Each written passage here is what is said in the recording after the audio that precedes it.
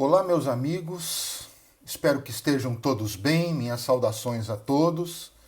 Neste vídeo eu vou tratar do crime de descaminho, que está tipificado no artigo 334 do Código Penal. O objeto da proteção jurídica do descaminho é a administração pública. Nós sabemos que ele está situado no capítulo 2 do título 11 da parte especial do Código Penal, que trata justamente dos crimes praticados por particular contra a administração pública em geral.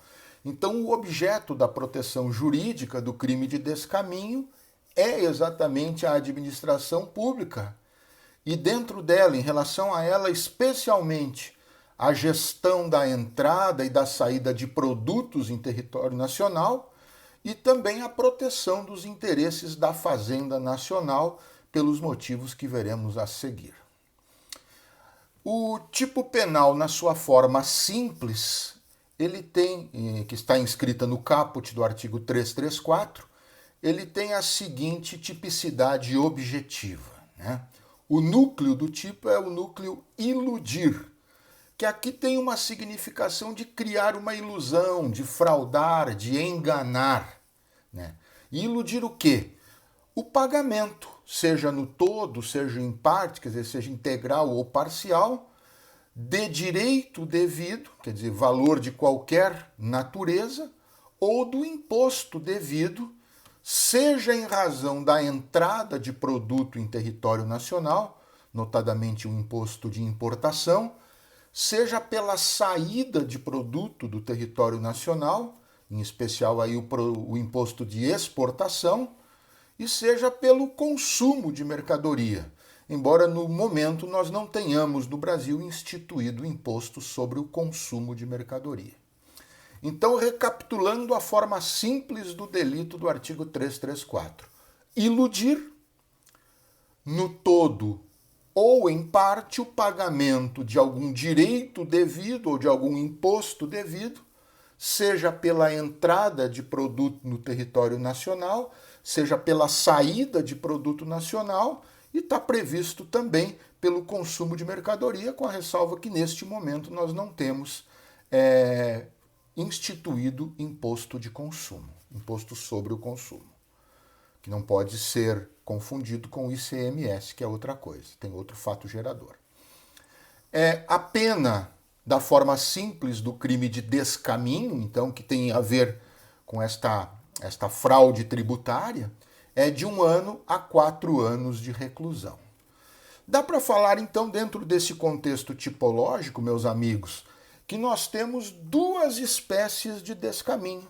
Nós temos o descaminho de entrada, com relação a produto que entra no território nacional, e nós temos descaminho de saída, com relação a produto que venha a sair do território nacional. A tipicidade subjetiva, né, questão relacionada ao dolo necessário para a configuração do crime de descaminho, é importante ressaltarmos que aqui não se tem uma unanimidade clara com relação a ser crime de dolo genérico ou de dolo específico. Particularmente, nós aqui partilhamos da necessidade de dolo específico, né? E seria esse dolo específico o de fraudar, de fato, o fisco para não pagar total ou parcialmente o direito ou o tributo incidente sobre a entrada ou sobre a saída deste produto do território nacional. Então, não basta iludir o pagamento no todo ou em parte. Tem que, na verdade, a ideia de ilusão de fraude, de ilusão, que significa fraude, né, que significa esse ato de enganar, traz dentro de si o contexto, a ideia, o sentido de burlar o fisco e, com isso, fazer com que parte do pagamento, ou às vezes até a integralidade do pagamento daquele tributo incidente sobre a entrada ou sobre a saída da mercadoria do país, não venha a ser pago. Depois eu falo rapidamente ainda sobre os sujeitos do crime. o sujeito ativo como qualquer pessoa, não há qualquer necessidade de condição especial do agente, qualquer pessoa pode ser agente ativo, né, ser autor do crime de descaminho, e o sujeito passivo, a administração pública e, notadamente, a Fazenda Nacional, porque, em regra, esses tributos eles são tributos instituídos e administrados pela União Federal. As condutas equiparadas a descaminho que estão lá no parágrafo 1º do artigo 334.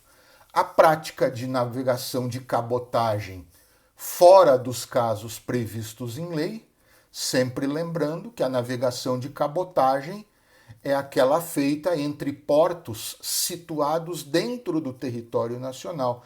Então, a Capitania dos Portos tem todo um regramento para a navegação de cabotagem, e quando é feita essa navegação de cabotagem fora desse regramento, nós temos aí uma das condutas equiparadas a descaminho.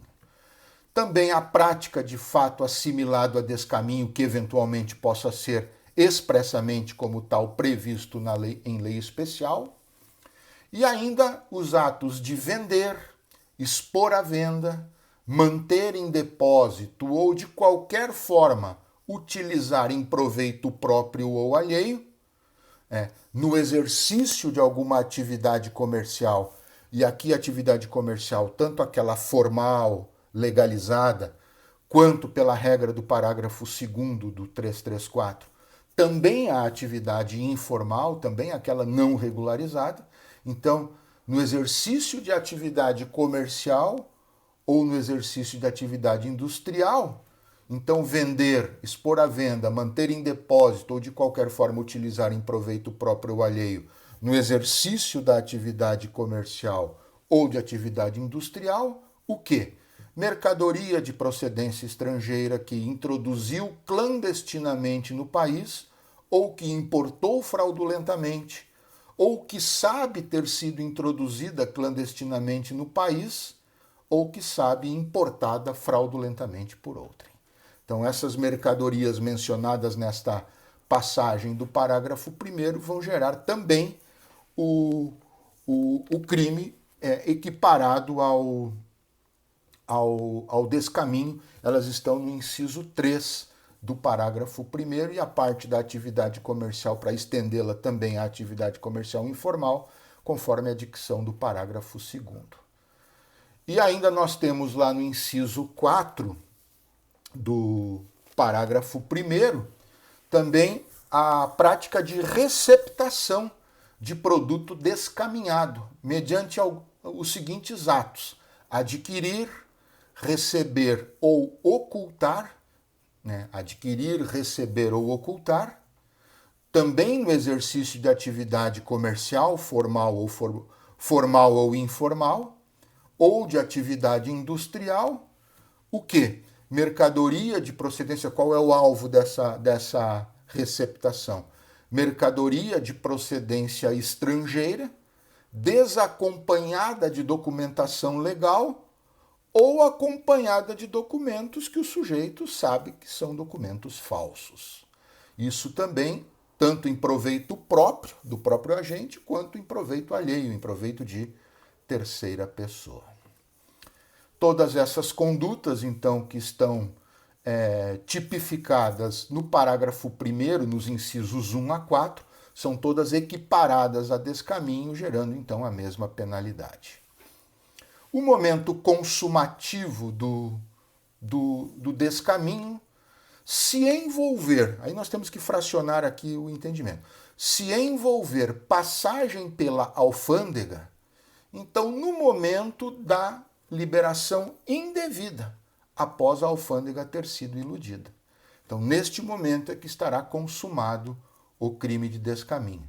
E se por acaso o produto não passar pela alfândega, no momento em que entra ou que sai do território nacional, conforme seja descaminho de entrada ou descaminho de saída. Então, no exato momento da entrada ou da saída, quando não se trata de hipótese de passagem pela alfândega, então na entrada ou na saída já estará consumado o crime. E se tiver que passar pela alfândega, ou se for de passagem pela alfândega, no momento em que a alfândega iludida acabar liberando indevidamente o produto ou a mercadoria. É possível nós falarmos em tentativa diante desse contexto? É possível, a doutrina, a jurisprudência admitem a tentativa. Por exemplo, dá alguns exemplos aqui. Se o agente tenta iludir o fisco, mas acaba sendo descoberto. Ele dá início ao ato caracterizador da ilusão, mas acaba sendo descoberto nessa fraude. É uma forma de tentativa. E, claro, ele não consegue o efeito pretendido de diminuir o pagamento no todo ou em parte do imposto, do tributo devido. Se o agente tenta entrar, mas é descoberto e não consegue, mesmo que entre, mas não consegue ter a posse tranquila dentro do bem dentro do território nacional. Porque quando esses crimes têm conotação patrimonial, como acaba tendo também o descaminho, uma certa conotação patrimonial, é preciso que o agente tenha a posse tranquila daquele bem, para nós podermos considerar o crime praticado na sua integralidade, consumado. Então, se o agente ele entra, mas vamos dizer que ele põe o pé no território nacional e se inicie contra ele uma perseguição, ele em momento algum vai ter tido a posse tranquila dentro desse bem dentro do território nacional. Vamos que ele seja pego logo na sequência. E aí nós estamos falando de uma tentativa de descaminho. Se o agente tenta sair, mas é barrado na saída, também após a prática do ato indutor da ilusão do fisco, também é uma hipótese aí de tentativa, né? Em que ele tentou, mas não conseguiu alcançar o resultado esperado, naturalístico para o tipo. Então são exemplos que eu cito de tentativa de descaminho, esses três mencionados, que também podem ser bem detalhados a partir da sinopse que é postada em conjunto com o presente vídeo, né? E que é acessada através da clicagem no link para a sinopse que está na parte descritiva do vídeo. O parágrafo 3º do artigo 334 prevê a forma majorada do delito. Né? E então o descaminho será alcançado por majorante quando ele for praticado através de transporte aéreo, né? Avião, helicóptero, até mesmo um drone, dá para nós pensarmos com a atual tecnologia. Né? Transporte marítimo, né? Quando é por mar, ou transporte fluvial, quando é por rio. Então, a consequência nestas hipóteses de majoração, quando realizado por via aérea, por via marítima ou por via fluvial, é que a pena aplica-se em dobro, conforme determinado, como eu disse, pelo parágrafo 3º do artigo 334. Qual a diferença básica que nós podemos identificar entre o artigo 334, que trata do descaminho, e o artigo 334-A, que desde o advento da Lei 13.008, em 2014, trata agora de forma autônoma, o 334-A, do crime de contrabando. Então, qual a diferença entre o crime de descaminho e o crime de contrabando? Fundamentalmente, a diferença básica é que no descaminho, o produto importado ou exportado ele é permitido, ele pode entrar no país ou pode sair do país, desde que se pague os direitos ou os tributos inerentes a essa entrada ou a essa saída, a essa exportação ou a essa importação. Se pagar a tributação correta, o produto ele é de possível, né, de permitida a entrada ou saída do país. Enquanto no contrabando, o produto importado ou exportado ele é proibido. Nem pagando tributo ele pode entrar ou pode sair do país. Então, no descaminho, o crime envolve produto permitido, mas que para entrar ou para sair do país precisa ter a tributação devidamente recolhida.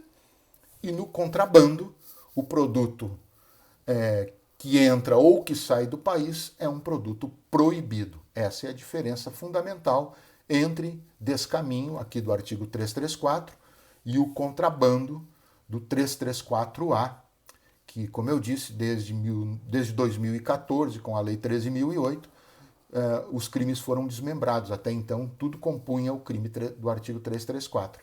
mas em 2014, a Lei 13.008, ela desmembrou, manteve o descaminho no 334 e criou o 334-A para a tipificação do contrabando, sendo essa a diferença entre os dois crimes. Por fim, a ação penal no descaminho, ela é pública incondicionada, ou seja, havendo justa causa para sua propositura, o Ministério Público pode ofertar a denúncia e, com isso, deflagrar a ação penal. É isso, meus caríssimos amigos, então, e até o nosso próximo vídeo. Um abraço a todos.